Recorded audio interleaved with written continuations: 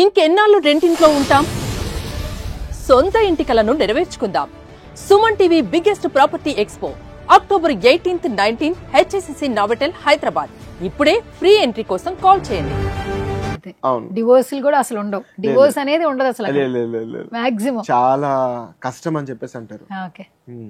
So అందుకే అది కష్టం కదా. సో ఇప్పుడు ఏం చేస్తారంటే వెస్ట్రన్ కల్చర్ కి మనం అందరం బాగా అలవాటు అయిపోయాం కదా.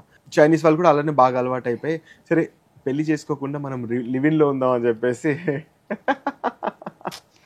అది చేస్తారు అన్నమాట. ప్రశాంత్ గారు, ఇక్కడ మ్యారేజెస్ చూస్తే అంటే హిందూ సాంప్రదాయం ప్రకారం ఒకటి జరుగుతుంది, క్రిస్టియన్ సాంప్రదాయం ప్రకారం అలా జరుగుతుంది, ముస్లిం సాంప్రదాయం ప్రకారం ఒక్కొక్క వాళ్ళ ట్రెడిషన్ తగ్గట్టుగా ఇక్కడ మ్యారేజెస్ చూస్తాం.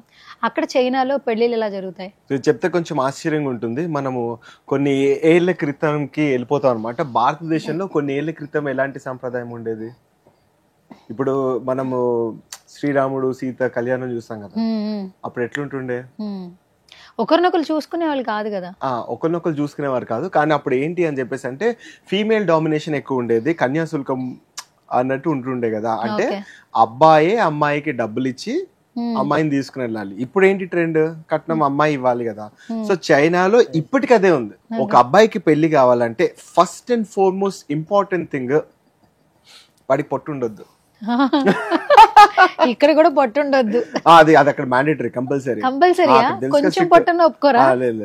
అది ఎట్లానే వాడు దించుకుంటాడు. ఒకటి వాడికి పొట్టు ఉండొద్దు, రెండోది వాడికి ఒక అపార్ట్మెంట్ ఉండాలి, మూడోది అమ్మాయి వాళ్ళ తల్లిదండ్రులు ఎంతైతే కట్నం డిమాండ్ చేస్తారో ఈ అబ్బాయి అండ్ వాళ్ళ ఫ్యామిలీ వాళ్ళకి ఇవ్వగలగాలి. అంటే ఇప్పుడు ఒక అబ్బాయి పెళ్లి చేసుకోవాలంటే ఆ అమ్మాయికి ఎదురు కట్నం ఇచ్చి పెళ్లి చేసుకోవాలి. అవును, ఎదురు కట్నం ఇచ్చి పెళ్లి చేసుకోవాలి. నాలుగోది ఇది చెప్తే మన వాళ్ళందరూ భయ్యా వద్దు భయ్యా నాకు పెళ్ళి వద్దు భయ్యా అంటారు. కానీ నాలుగోది ఏంటంటే నాకు ఇప్పుడు కంపెనీలో శాలరీ వస్తుంది కదా, నా శాలరీ వచ్చేసి అమ్మాయి అకౌంట్ లో పడాలి.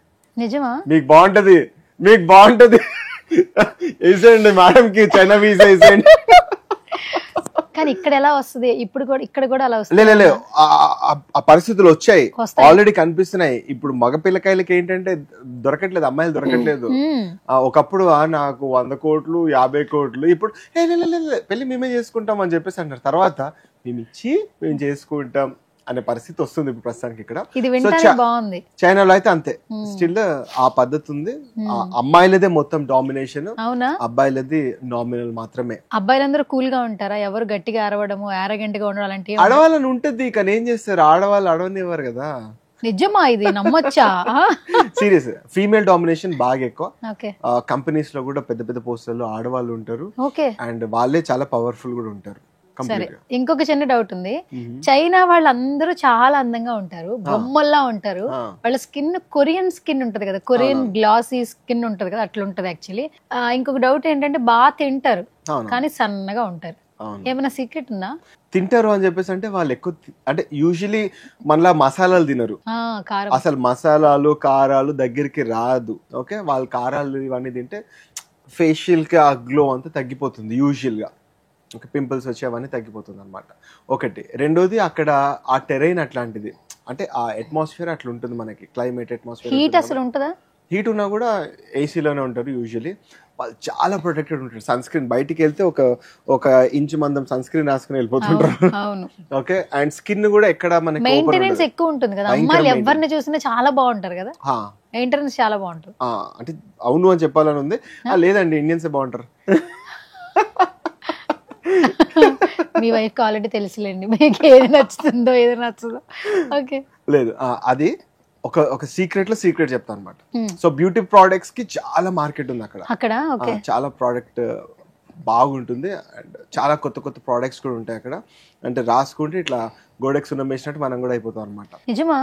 ఊరబెట్టిన స్నేక్ తోటి తయారు చేసిన వైన్ ఉంటుంది, ఆ వైన్ తాగితే తరగనందం వస్తుంది అని చెప్పి బిలీఫ్ కనిపిస్తుందా మీకు ప్రాక్టికల్? అదైతే ఒక సిటీ ఉంది, దాంగ్వాన్ సిటీ అని ఉంది అనమాట.